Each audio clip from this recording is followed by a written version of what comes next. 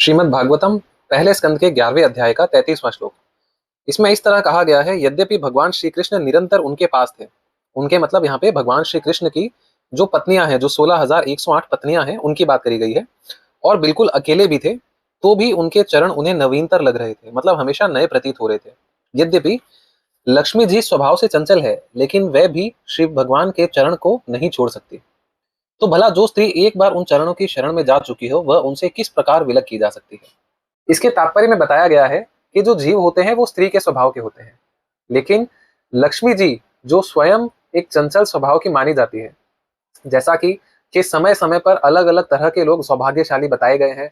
बहुत से ऐसे राजा हो चुके हैं जिनके पास में बहुत सारी संपत्ति थी, लेकिन एक समय आने पर वो संपत्ति उनके पास से चली गई और वो किसी और को प्राप्त हो गई।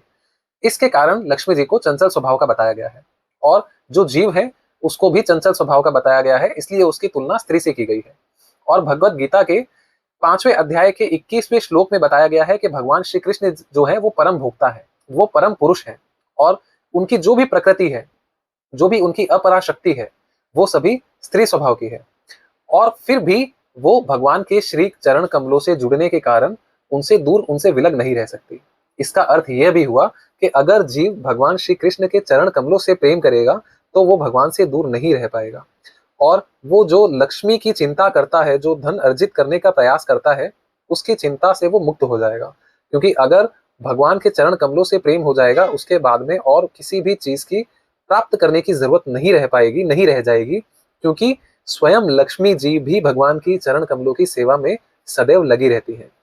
ब्रह्म संहिता के अंदर बताया गया है कि सैकड़ों हजारों लक्ष्मियां सदैव श्री भगवान के चरण कमलों की सेवा में लगी रहती है, और वो जब जब भगवान के चरण कमलों को देखती हैं, वो उन्हें नवीन ही लगते हैं।